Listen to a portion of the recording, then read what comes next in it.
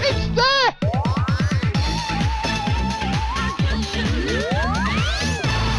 Holy moly, this one's gonna go big.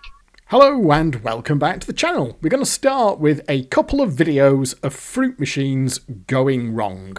We'll start with this one.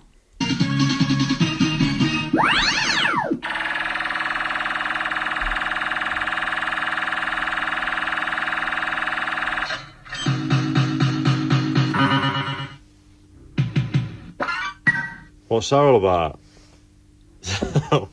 Once it gets past 90 quid, it glitches and goes back to zero. So it's not paid any coins out, and it still thinks it's paid jackpot out. So that's a glitch that I've always known about this machine growing up, and I'm glad I've bought it just to prove that I didn't go fucking mental last time I seen it happen in wild. A load of bollocks. If anybody's got any comments like on why it does that, or if it's software or whatever, just pop a comment in. Cheers. So there you go, that's Fruit Machine 1 going wrong. You can see there that that was posted to the Jackpotty UK group, which I am a member of. It's not my video, it was a guy called Damien Jackson, which he posted on there. You can see he said it in his own words there. This happened to me in the wild, so when I got the chance, I bought one of these for myself. There was a few comments on it. Apparently, there were a few globals around this time that had some dodgy code where you saw it happen there. It basically clears the bank if you get a jackpot repeat. Past a certain point, it was a problem. One of them things that just never got fixed. Here's Fruit Machine going wrong number 2. Sidewind. Is it 9 nudges that?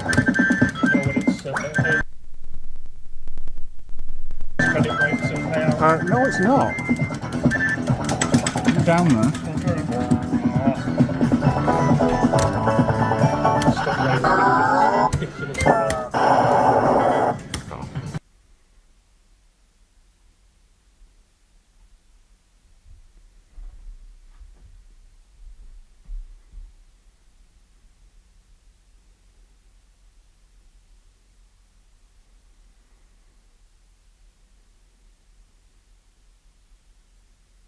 So there you go, you can see that that one was from James Hardy. I'm sure if you're watching my channel, there's a very good chance you're already aware of James Hardy.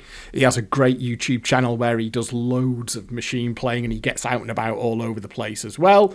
That was them with Guru just there, who knew that the jackpot was 9 nudges away. The machine just didn't see it. The machine was saying that it was not. See there, the machine was saying it was £1.60. The Guru just was completely convinced that the jackpot was 9 nudges away because he knows the reels, and when they counted it up using the emulator later, it was indeed 9 nudges away. The machine just got it wrong. Now, if you have a look there on that one, can you see there are loads of comments, like 68 comments as I make this video.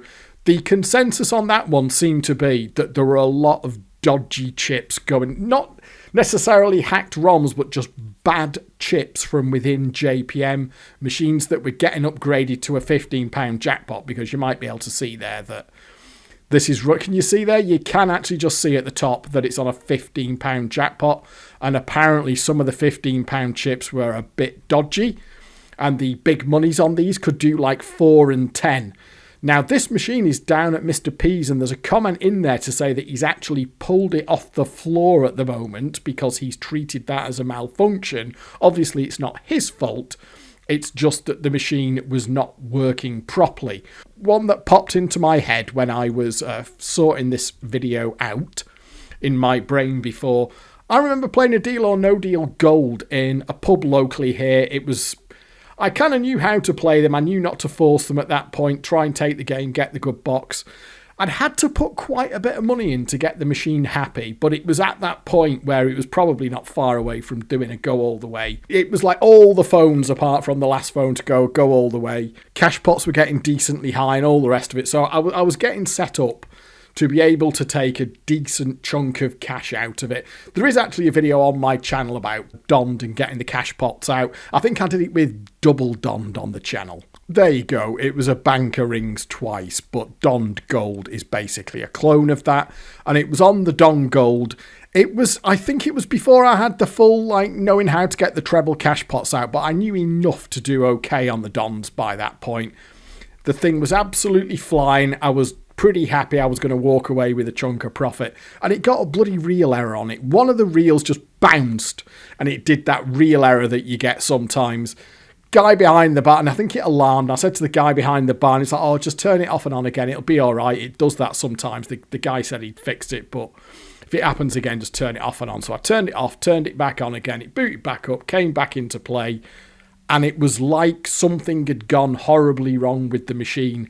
It was like it had just had a factory reset, or it had reset its compensators or something, because this machine that had been absolutely flying, opening the game constantly, big cash stacks, big features and all the rest of it, all of a sudden was just completely on its arse. It wouldn't open the game at all. It wouldn't do anything. It was like it had had a full reset, even though the cash pots were still there. So it wasn't a factory reset as in it had lost the cash pots, because they were still there. They hadn't gone on a reset, but the rest of the machine had. And I basically had to play it up again. And what I was pretty happy would have been a decent profit actually ended, even though I managed to take a fair chunk out of it in the end, it turned into a loss. So what do you do? I mean, let's have a look back at those examples that we just had there.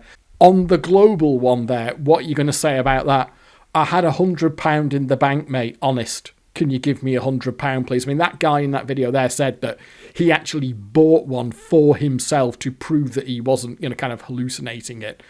That one there with the Sidewinder, I guess potentially you could show that to, in an arcade like Mr. P's where the owner will take an interest, yeah, but what chance have you got on that in a pub or a crappy arcade? My example here with Donned Gold, like what am I going to say? What's my complaint going to be? I was going to win out of this machine and now I haven't. Whereas I was 100% completely convinced that this machine had fucked up something with the alarm and the off and on. It was like I say, it just reset its compensators. It had lost all the value and I had to play it up twice. But again, absolutely no comeback on that. Now, on a wider note, of course, we've had loads of this on my channel. There was Cheerful Pessimist channel when that was still there on a bucket back in the day.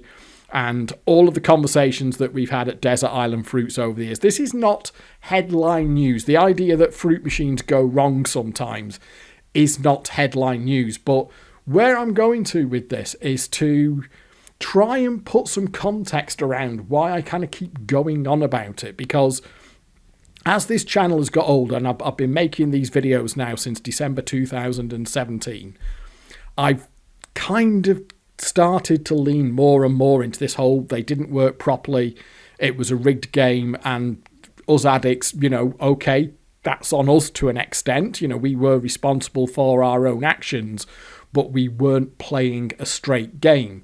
Now, that doesn't go away, even though the compensated UK fruit machine has kind of gone away now. As far as I'm aware, there's nobody left making them. The problem with gambling on a wider note has not gone away. And this just happened to be the main feature of Last Week Tonight. A couple of weeks ago, as I make this video, they were covering the issue of sports betting in the USA.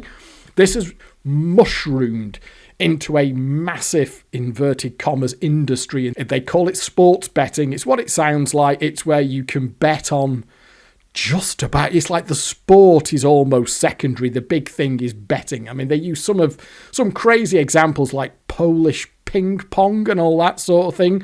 The point is that you're betting, and now of course it's all online, it's all in apps, and people are getting bombarded. Obviously it's all algorithmically controlled with offers to gamble and incitements to gamble and all the rest of it. However, there was this little bit that jumped out at me as being relevant to what I've been getting at on my channel with these videos, so I will just play that segment to you now. Right, slightly annoyingly, this section of the video here got a hard ban. YouTube just said, no, you can't have that at all. You've got to completely take it out of your video. So you've got more of me instead of John Oliver. But basically, what it was about is a piece on gambling addiction on Last Week Tonight. And the point of it is just to say that this is a current thing. It's a thing in the real world. I was hoping to have this clip from Last Week Tonight because it's funny, but instead you've got a bit more of me. It's a complete mess. The world of streaming.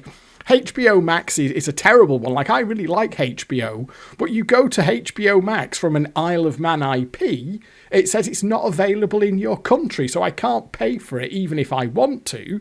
But then I've sent links to Last Week Tonight's videos on YouTube, which I can watch, to people in the UK, and they get, you can't watch this in your country, but HBO Max is available as a service in the UK. The whole world of streaming is a fucking bomb site, licensing, jurisdictions. Do you remember when Netflix started and we all thought it was the future?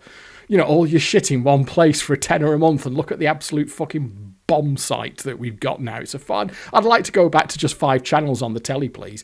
Anyway, the point is, this is a contemporary piece on a mainstream, a big American show about gambling addiction. It's a different form here. Obviously, it's not UK compensated fruit machines, but it's about gambling, how the industry goes after gamblers, and how addiction, a gambling harm, is very much a problem in the here and now. So with that done, I will get back to the main video, which is more of me, I'm afraid.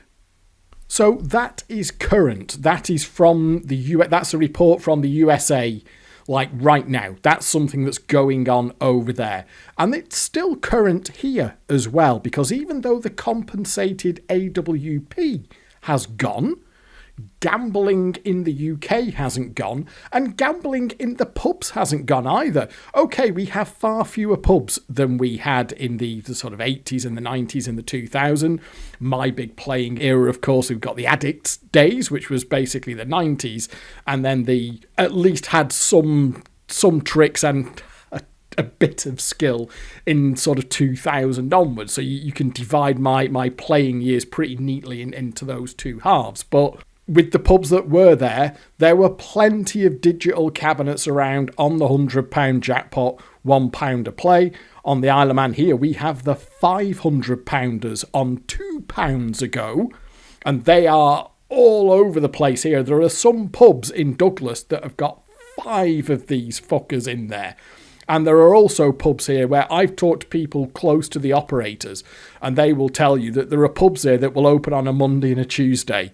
When there's kind of no customers, they'll open just so that people can come in and play the machines. That pub is viable just from the fact that people will go in there to play the machines. So this is not a thing that's gone away completely in terms of gambling being all over the place. And also over at, I mean, I won't go to any specific threads or any kind of forum names or anything like that, but over at Casino Meister, we have regular threads being started by people who are in a desperate place with gambling or posting to existing threads. We also get it over at Desert Island Fruits as well. There are many people, past and present, at Desert Island Fruits who have problems with gambling. They've had them in the past, or they've got them right now. There are people who stopped gambling in the years that Desert Island Fruits has been running since 2016.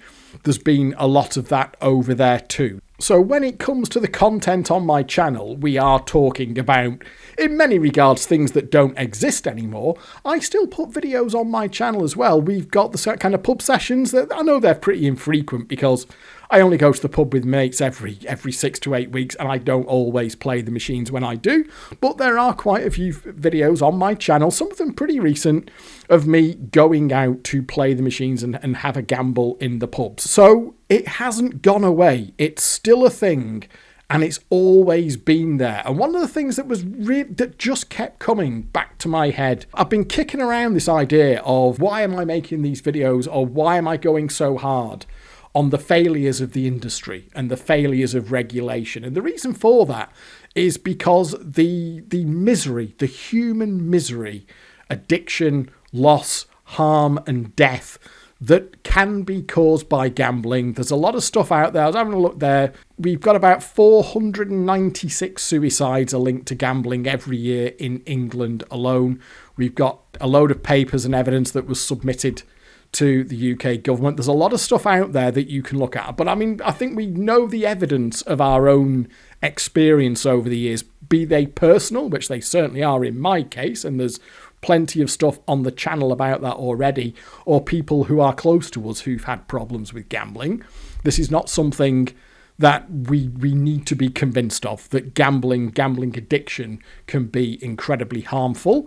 And one thing that I remember, and I've always remembered this thing. I've never talked about it on the channel before, but it's something that happened to me in the Viking in Ramsey. Now, this would have been in 2001, and it would have been the back end of 2001. Now, at that point, I was in full flow on the 15-pounders. I'd started to get my first good information and my first ability to win in sort of mid-2000. So by the back end of 2001, I was getting on for about 18 months into it. This is the same place that I was playing that Wild West in. It was the same time period as the Wild West that I emptied, which I've talked about on the channel already. And this I know it's 2001 because the Wild West on a £15 jackpot was still in here, and we got the £25 jackpot in at the start of 2002. And this place here, the Viking, it was up on that first floor there, and it stretched. It was like really deep. It went right through to the back. It was really, really, really big. The Viking Apart Hotel. It's this whole complex that they built in the 70s there, and up there was the Viking sort of hotel bar area, which was really big. It had function rooms and all that sort of thing. So they had 3 machines, which I don't think was allowed in the UK. But over on the Isle of Man here, we either had different rules or they were just ignoring it, because they always had 3 fruit machines in there, and it was a really good location. It was quite often that out of the 3 machines, 2 of them would have been good ones. Off the top of my head, we had the Wild West in there, we had a Neptune's Treasure in there, we had a Simpsons in there, the Great Escape clone. We had an Unchipped Up and Over at one point was in there. That was a really good one. Couple of other forcible bar crests, that kind of thing. It was a decent location, and it was a busy location as well. That sort of on a Friday and a Saturday, that place would get really busy, and even on some weeknights as well. So the machines in there got a decent amount of play. So that was one of my better locations. And on this occasion, it was a Monday. It was the post-weekend Monday, which was a good day. That was when I tried to go out. If I had a day off, I would go out for a round on a Monday and try and hoover up after the weekend. So I went into the Viking, and that was generally one of the last places that I went to. So I'd probably had a few beers, and at that period of time, it would have been the weekend as well. So there'd been a little bit of a post-weekend glow, and I'd had a few beers as well. And I went into the Viking, and as I went in there to get my drink, it was pretty quiet in there. There's a couple of old boys at the bar, a couple of people sat around the place. Bearing in mind, it's like 3:30 on a Monday afternoon. It was pretty quiet. And there was a lad sat by himself in the window at one of the tables here in the window. And I sort of noticed him, but didn't pay too much attention. Got me drink, went and did the 3 machines, and finishing off with the Wild West. I was in no particular hurry to get to it because I knew I could basically empty it. Or we didn't want to empty it, of course, but I knew that I could win on it. It didn't really matter because once you got a bit of life into it and you were able to get the barcodes, you could get the free win, as per covered in the video. So I'd done all right on it, made me money, and then I think I'd probably on my second, I often would get 2 drinks in there as well, so I'd probably on my second pint in there. But I had a bit of my second pint left as I'd finished, so I thought, right, okay, I'm just going to take a seat, finish my drink, and then I'm done for the day. And it had been a good round as well. I mean, depended on how it went, but sometimes the machines were in better moods than others, but on a good sort of trip round Ramsey, I could clear maybe, 150 quid would be a nice result going round town. So I thought what I'll do is I'll just go and sit in the window and, get a bit of daylight on me, finish my drink, and then I can bugger off. So I had to walk past this lad, and he was still sat there by himself at his table. So at that point, I was taking a little bit more of an interest because bearing in mind, I'd had time to go in I'd drunk, 1.5 pints, I'd done 3 machines, and he was still sat there by himself with a drink. Now, I wouldn't normally do this. Generally speaking, when I was out playing the machines, I would keep myself to myself. It was a pretty lonely pursuit going round doing the machines, and by this point, because I've been hammering them for the better part of 18 months and consistently winning.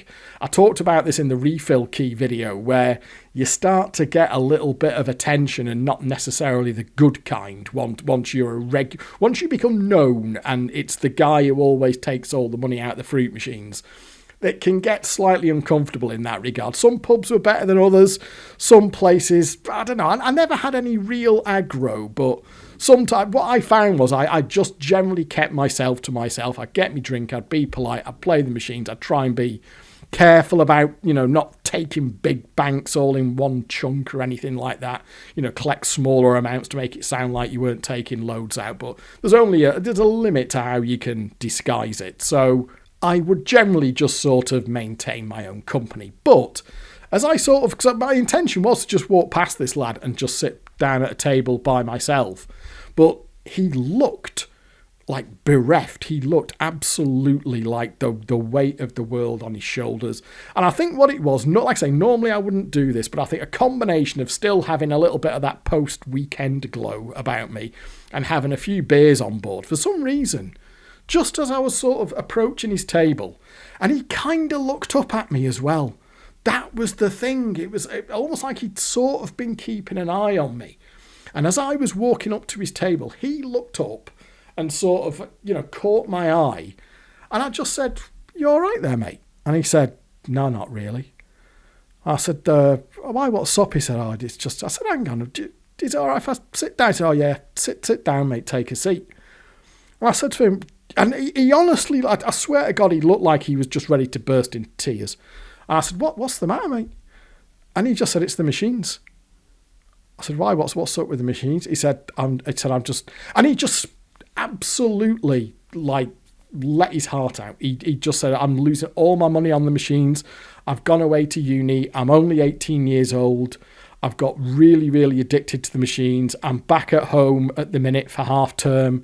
I've got to go back to uni. I've done no study. I've lost so much money. I've got none of me grant. My mum and dad have given me loads of money. There's nothing left, and I'm just in the pub all the time, and I don't know what to do. I'm at the end of my tether. I'm done. I've fucked it all up. I've got no clue what I do next. I can't tell my mum and dad how much money I've lost. I don't want to go back. I haven't done any studies." It was like full on, like, this guy's gone away to uni. He said he would occasionally, it came out that he occasionally dabbled on the machines sometime. You can get into the pub when you're 17, and if you're careful, and get served and have a go on the machines there, but it wasn't necessarily a massive problem. But when he's gone away to uni, he's just gone full bore on them and sunk completely into addiction. Now, obviously, the thing that I thought about was the parallels with myself. Now, there is actually a Gambling Loebs about this on the channel, which you can go and watch. I thought, fucking hell, this guy sounds spookily similar to my experiences when I went away to Lancaster Uni.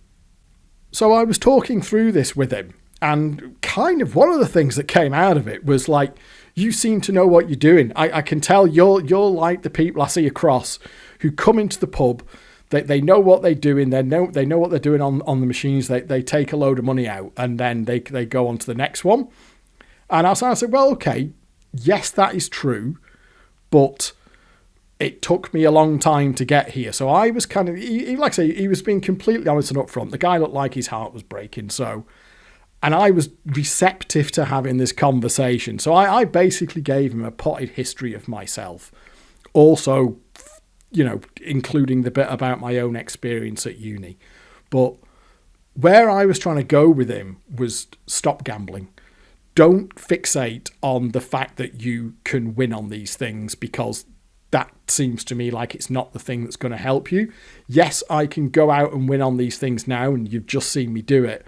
But I said to him, like, this is almost like a part-time job in itself, and it's not conducive to being at uni and making friends and doing your studies if you're going to be traipsing around pubs all the time trying to do the machines. Plus, And I said to him, I can tell you for a fact that you're going to be up against some very stiff competition in the UK as well. So it's a little bit different here in Ramsey on the Isle of Man. Is I've kind of got things a little bit more self-contained. I know I'm not the only person who goes around playing the machines, but I sort of feel like I've got them to myself. So you're not going to have that in the UK. But the other thing is it's not going to fix your relationship with gambling either. And that kind of the best thing you can do is what you've lost, just put it down to misfortune, made a mistake, and focus on fixing the mistakes. I said to him, look, if it's salvageable, do you think you can get back into your course and carry on doing your studies?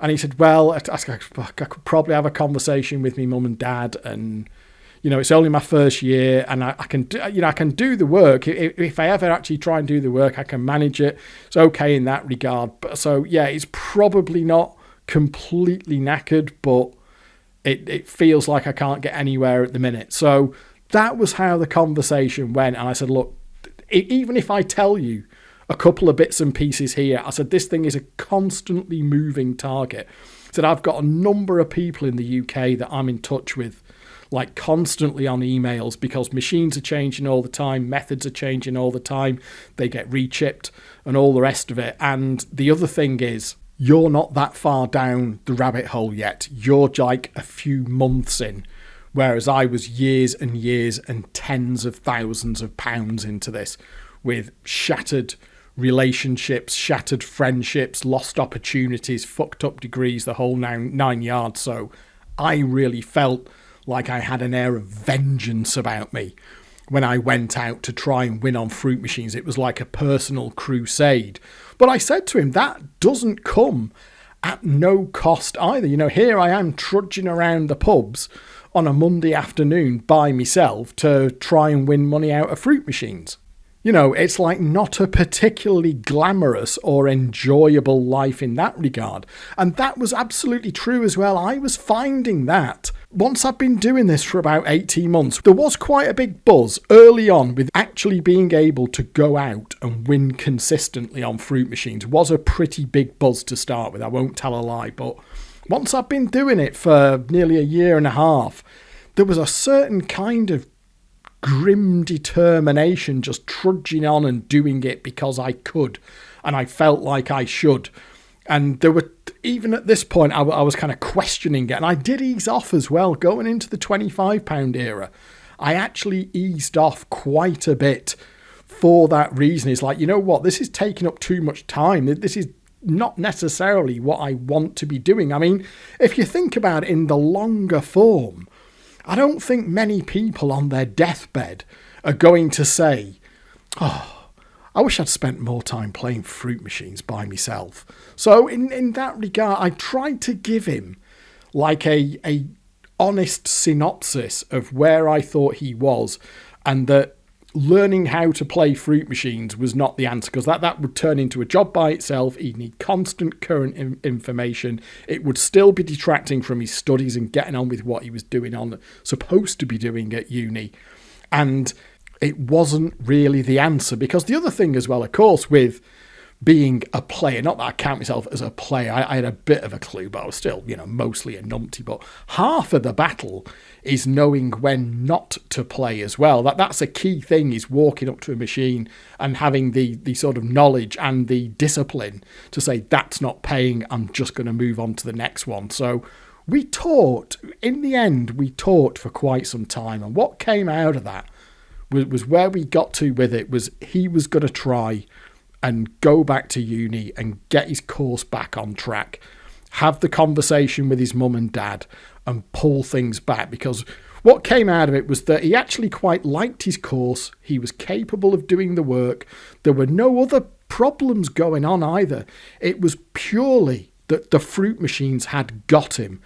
Very, very similar to me, that when he went away to uni, and I think I was further along when I went to uni. He sort of fell into them more when he went to uni, whereas I was already pretty bad before I even went. But they just got him. The addiction had just got him once he got to uni, and that had completely taken over everything that he was supposed to be doing.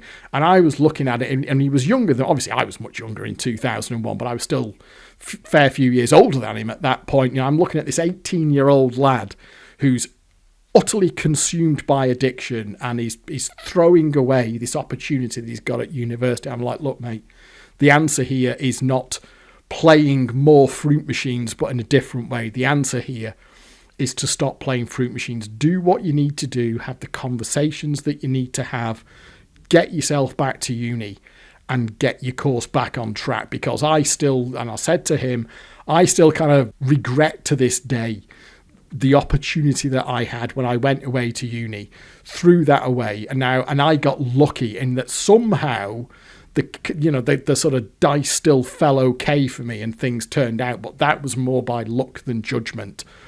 And from there, the conversation sort of came to an end, and I wished him luck. We had reached an agreement. He said, okay, you know what, that's what I'm going to go and do. And I'd really try. I hadn't tried to make any of it sound like glamorous at all. Like, I told him the truth. I said, yes, you can win out of fruit machines, but I was saying, look, you will not believe how, even at the time, like, we know far more now in 2025 than we did in 2001. But even at the time, I was able to say to him, you would not believe how much stuff there is on these machines, how many different ways there are to mess about with them. I said, there's people across who do this as a full-time job. They are ruthless and they are disciplined. They get all the latest info all the time, and they will be scrabbling over these machines. There's no way on earth that you're going to compete with them. And that's assuming that you don't get yourself into trouble by going into the wrong pub or doing the wrong machine or something like that. So we'd reached this agreement that he was going to try and get his uni course back on track. He'd potentially have a very difficult conversation with his parents, but see if he could go back and get focused on his course, pick things up, trying... Because I had the same thing when I went to 18, because you don't make any fucking friends when you just stood at fucking fruit machines in the pubs and arcades all day. So he'd had the same experience with me as well, that he hadn't forged those friendships. But he said, there's a few people I've met who seem nice, but I just haven't really had much to do with them, because very much like me, he was just in the pubs all the time. And also, he was at a uni. He said that they've actually got fruit machines on my campus. He said, that's the killer. He said, you've got all these bars on the campus and they've got fruit machines and they're just kind of open, like all the time. Like, even if the bar isn't serving, the fruit machines are turned on. Now, I didn't have that at Lancaster, because Lancaster had a policy of having no fruit machines on campus, so they only had video games on campus. So when I wanted to play the machines, I had to go into Lancaster to go to the pubs and the arcades. Although that didn't stop me at all, because I was just on the bus every day into Lancaster. But for him, it was like he could literally just fall out of bed and there were fruit machines there. Like he said, I remember him saying to me, there are some days I've just got out of bed and I've played fruit machines all day. But he said, it's like, I can tell that there's people there who know what they're doing as well. But there was no kind of controls either on necessarily being students. That was the thing. So it sounded to me, from the way he was describing it, it sounded to me very much like there were players coming to the campus, and maybe they had like somebody they knew on the campus who was with them, but they weren't really doing ID checks or anything like that. You could kind of just walk onto the campus and go into the bars and play the machines. It's not like anyone would ask you to prove who you were or anything like that. So that was where we ended up with it. It was, dare I say, he looked a little bit brighter by the end of our conversation. And I was like, if you can go away and do that, I think you might be able to see a change in your life that's positive. I said, you definitely 100% need to stop with the chaotic, addicted gambling. That pattern that you're in now. I said, that? And he's like, yeah, I know. I said, believe me, mate, I did that for 10 years and it nearly fucking killed me more than once. It literally nearly killed me on multiple occasions. Again, I have covered some of those low ebbs in the video series. That's why I called them gambling low ebbs. I said, the other thing is, don't think that the route out here is trying to turn into some kind of player, because that can be a pretty lonely existence as well. I said, even me as a part-time player here, just doing my own little local area, I'm getting pretty fucking fed up with it. And like I say, that was true. By that point, I was getting fed up with it. And that encounter has always stayed with me. It's always stuck in my mind. I've always remembered that lad. The look on his face, how desperately unhappy and lonely as well, because addiction makes you lonely. Just sat by himself. You know, he's back for the holidays from his uni. He's back on the Isle of Man. He's not with his friends. He's not with his family. He's sat in the pub drinking, and he's been losing his money on the fruit machines. He's sat in the pub alone drinking, having been out gambling. And this is when he's back on the Isle of Man. He's not even seeing anyone because he just can't face it. That's the isolation that addiction can bring to you. And I really, really hope he was able to do what we talked about. I never saw him again. 2001, I think it was. Yeah, we were into the mobile phone era and email was a thing, but I guess in a few years down the line, I'd have said, you know, oh, add me on Facebook, but that wasn't a thing then. So that was it. That the conversation ended. I wished him luck. I said, I hope everything works out for you, mate. And sort of shook his hand and left. I never saw that lad again. I do not know what happened to him. Hopefully, he did what we talked about. If he had a conversation with his mum and dad, if he needed to do that, sounded like he really needed some money. But he thought, you know, he got on with his mum and dad. They were good people. He didn't think that was going to completely ruin anything. And he could see a path to going back to university, picking up his studies and committing himself to that. I hope he did that. I hope he didn't gamble again. I hope he stopped. But I don't know. For all I know, he was back gambling an hour later or a day later, or he lasted until he got back to uni and started gambling again. For all I know, he's dead now. He didn't make it. Maybe he's one of those 496 people per year who die in a gambling-related suicide. And that was 24 years ago. And here we are in 2025, and last week tonight, a major sort of US series on HBO, wildly popular. They're kind of on HBO, but they also put their stuff on YouTube where it gets millions and millions and millions of views. And they are doing a headline piece about the dangers of gambling addiction and the harm that gambling is causing. So to bring it full circle, that is why I go on about this.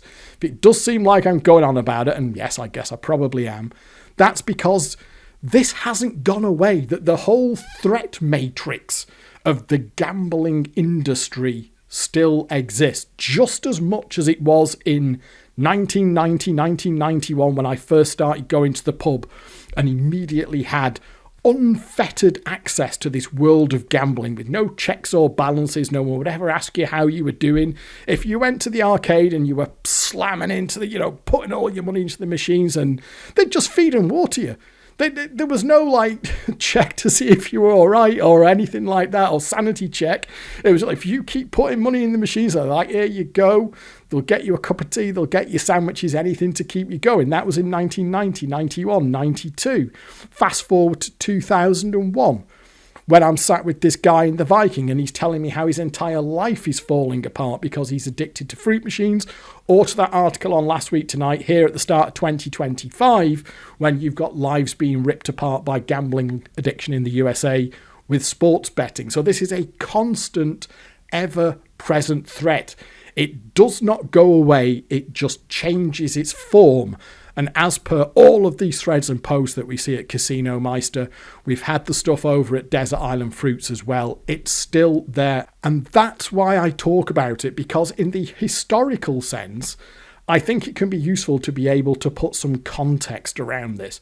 I think it can be useful to be able to understand things that happened retrospectively.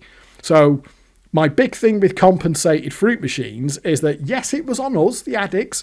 Nobody was holding a gun to our head and forcing us to gamble.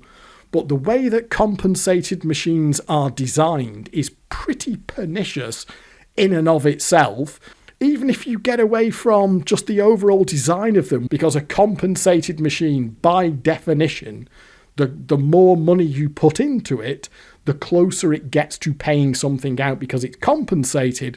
But then the extra kick that follows that up is that what we now know is that because they just never worked properly, you were on a really, really sticky wicket. You were either one of those who knew In which case, yeah, fine, you could win. You could potentially make out like a bandit. But if you were one of the ones who didn't know, as I was throughout the 1990s, you were going to get a hiding more often than not, because you didn't know all the different ways that these machines didn't work properly. So in terms of the historical stuff, that's part of it, because it can be useful. And what I find is every time I put a video up that's about an emptier or a method or a manipulator, there's always a handful of comments from people who say, "Oh, right, okay, that makes sense. I got absolutely fucked by this machine back in the day, and now I know why." More recently, there was a Mort, of course, about when I was doing the Donkey Kong video, that one that he remembers at uni, where he just got spannered by it time and time again. We now know why. And one of the other things that's been happening over at Desert Island Fruits, now I don't want to go too deep into this because I'm fully intending to make a full video about this, because this has turned into a really interesting topic. So there will be something coming up on King Kebab and in general this kind of ROM hacking and reverse engineering. John Parker's been leading it. Mort's been heavily involved as well, but there's quite a few other folks over there who are coming in with their sort of thoughts and opinions and their memories of how machines played when it comes to putting back into some of the behaviours that we remember. As I understand it, we've got a version of King Kebab now. Even though we haven't got the empty ROMs, we've got a version where it will do let 'em spins on the barcode. So I do want to save that for another video. But one of the things that Mort found when he was going through it, he was going through the ROM because they've been trying to work out what makes the compensators tick. He's found comments from a machine that is obviously not King Kebab. That's a comment or a bit of the sort of text in the ROM from King Kebab. Here it comes, pick a win and declare goods. And he was like, well, where does that come from? That's not King Kebab. And it turns out, it was actually Slots Magic there who said, that sounds like, going off that era, sounds like Fun in the Sun. And they found that text string in the Fun in the Sun ROM. So you've actually got bits of the Fun in the Sun code in the King Kebab ROM. Now, in a way, the idea that code is reused is not, terrible in and of itself, because you're not going to rewrite your entire code base for every single machine. So that's not a complete disaster, but the fact that we've got there, obviously, stuff out of the ROM for a completely different machine in King Kebab does tell you something about the quality control that was going on at that time, because what it's looking at here with some of these barcode emptiers, because there were a few machines that were vulnerable to this at the time. We're not 100% there yet, but it's looking like the lookup tables in the ROMs were wrong.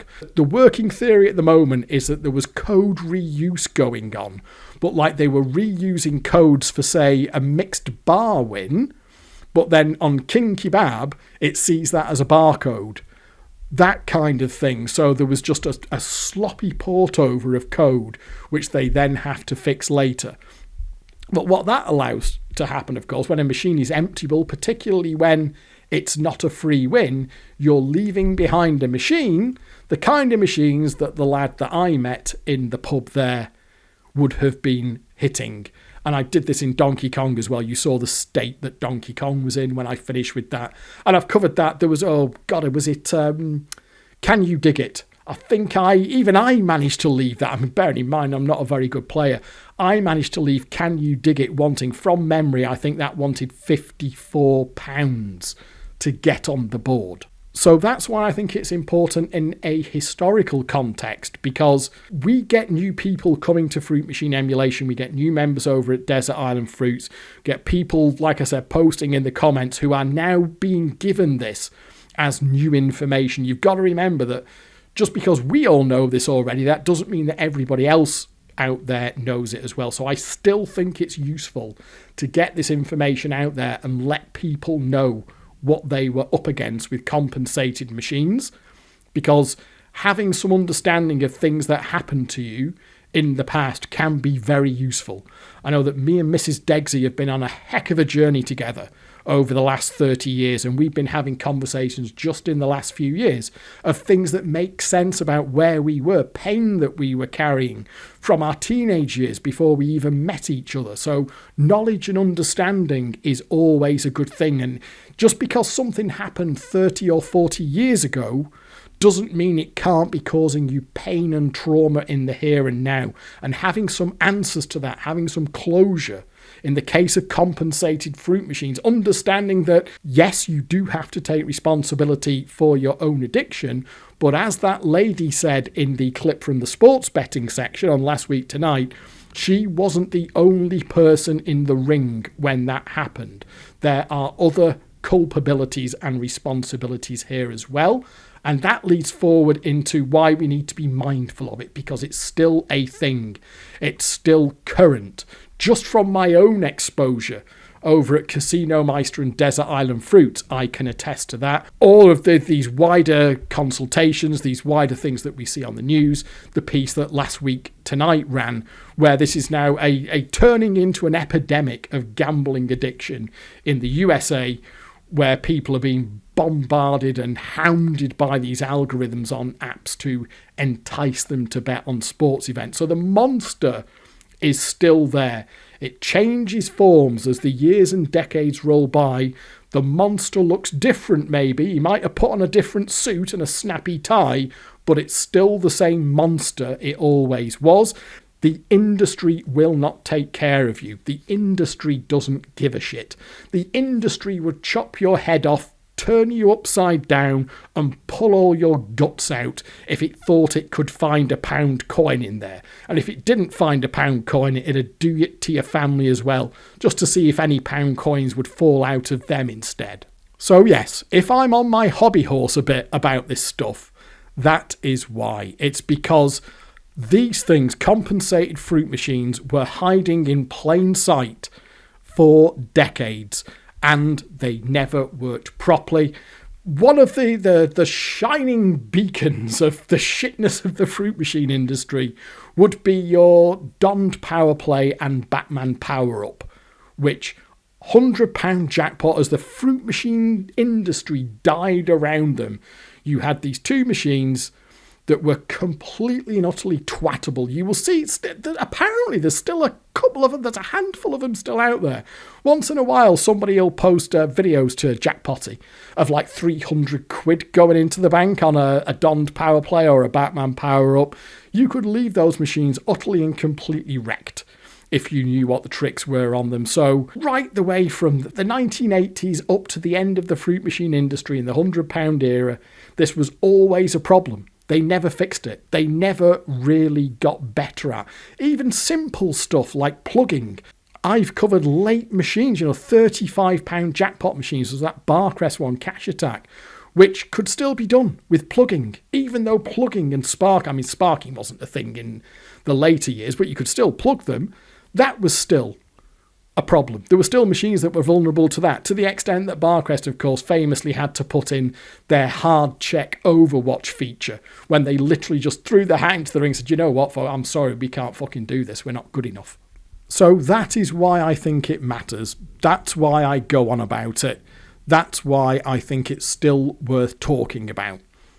To give some context to what happened in the past and to be aware that this is still very much a thing in the here and now. And I say that as someone who will go out and have a gamble. You've seen that there are videos on my channel of me going out and playing the machines in the pubs, so I'm not, it's not one of these ban this sick filth, won't somebody think of the children, but you've really got to go in with your eyes open and know what it is you're getting yourself into.